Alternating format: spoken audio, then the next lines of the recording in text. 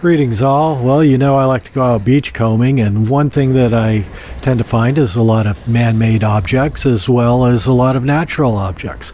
Now, I do have a kind of a side interest in human-made objects in the sense that where I lived for a long time, there was a lot of archaeology all over the place, even in my backyard, so to speak. And that dated back several hundreds of years, even thousands of years. But beachcombing around here, I tend to find things a little bit younger. Now, I have to realize that the beach is a very dynamic environment and it tends to erode things very quickly. So when I started finding these objects, for the most part bricks, I started getting some curiosity on why there were so many brick fragments along the beach. And they'd happen occasionally, especially in the wintertime with bigger surf and stuff. And I eventually found a brick that had some initials carved into them or pressed into them from the Los Angeles Pressed Brick Company, LAPB on it. And I found that engraved, so I decided to research that.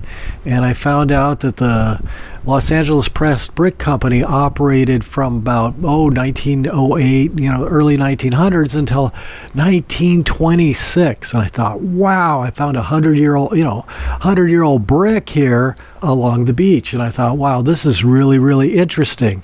So I pondered on, how the stuff got here. And, this isn't just one brick. There's many fragments that I find, and occasionally, I will say it's fairly rare that you actually find one that has the engravings on it.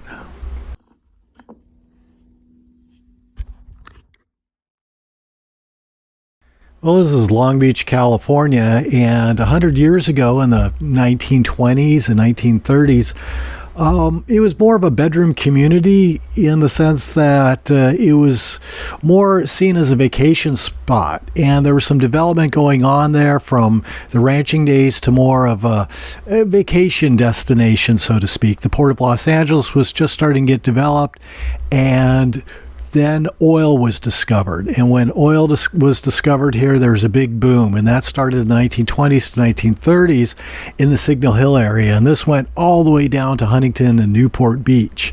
So there was a lot of growth that was taking place here, as well as a lot of construction.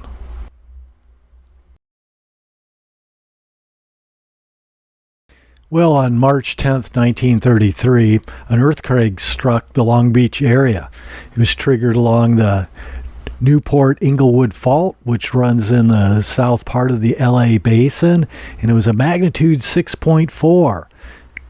Killed about 100 people, a little bit more, and caused about $50 million worth of damage. And in today's dollars, that'd be nearly $1 billion. It also changed building codes in California forever. As a number of schools were destroyed, it created what we call the Field Act and started to upgrade building codes for structures built in LA, mainly because of the unreinforced masonry structures. Now, you have to remember back then we understood a lot less about earthquakes than we do today. In fact, the Richter scale wouldn't be invented for another 2 years, and probably because of the Long Beach earthquake, Charles Richter decided to develop the Richter scale as a way to measuring it. There were some accelerometers, so we did started to get some ideas on ground shaking and what was going on. And what we do see is that there was a lot of unreinforced masonry structure, these bricks that were attached to the buildings that fell, and this is what caused most of the deaths. As people fled the buildings, the bricks fell on them and crushed them. So this is where this loop comes in. And what they did is they collected a lot of the bricks, and from what I've heard is they dumped them into the bay and used them as breakwater and material, and today they now get washed up. Well, I decided to do some sleuthing to see if I could find any of these old bricks still being around from buildings that survived the earthquake. And sure enough, looking at storefronts, they've been redone quite a bit since the day, so to speak. So I creeped the back alley, and sure enough, I started to find old brickwork. Now, I'm not 100% sure if these are from the Los Angeles Pressed Brick Company, but they look very similar, and it's interesting to see see how some of the designs have changed in some of the buildings here. You can see some windows shored up and stuff. But yeah, there's still bricks that survived. Yeah, not all buildings were destroyed in the earthquake, but sure enough, a lot of them were. And it's interesting to creep along the back of the buildings and see some of the remnants of these bricks. Well, I found it interesting when I was beachcombing finding these brick fragments. And at first I thought, oh, these are probably a lot of Spanish tiles that are so common in Southern California roofing and just debris that has been washed down. But then when I discovered one that actually had the embossing of the Los Angeles Press Brick Company on it, it opened up a whole new story here and made me realize how long some of these things have lasted. And I think that blew me away, because with the surf and the sand, I figure these things would erode fairly quickly.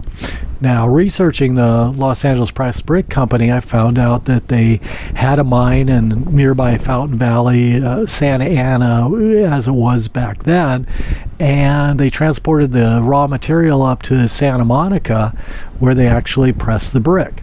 Now, I'm not a brick expert, but one thing I have noticed is that perhaps the older bricks had kind of coarser aggregate material within the clays, and then as the process got better and they fired the bricks better and stuff, it got finer and finer material. So you can kind of relatively date these things, and you can find some much older bricks and some more recent bricks.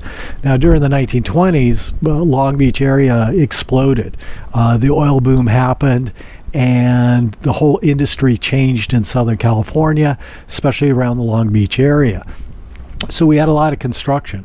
Population went from 50 to 100,000 people. Today, it's 6 million people. But we saw a lot of development then. And then the earthquake happened. And it's noted, too, with the earthquake that it was filmed by W.C. Fields while he was doing productions up in Hollywood. And with all that debris, what are they going to do with it? Well, I think they dumped it into the ocean, and this is what I've heard from talking to several other people. So I found it very interesting walking up and down the beach to see these fragments of material. Some have matrix on them, a lot of them don't. And I think it's one of those things that discovery continues to happen. And there's this urban archaeology that's actually around there. And then to actually see it in the buildings that still remained and such, I thought that was really kind of neat.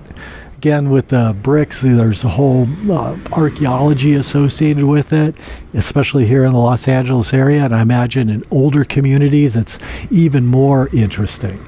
So I kind of hope you enjoyed this video. I thought it was good self-learning for me, and it's something that you may take apart, especially if you're beachcombing in the Long Beach area and you do find these brick fragments that, yeah, this is from the earthquake. And that earthquake really shaped building construction in Southern California and elsewhere that are seismically prone. So you guys have a great day, and thanks for watching. Bye-bye.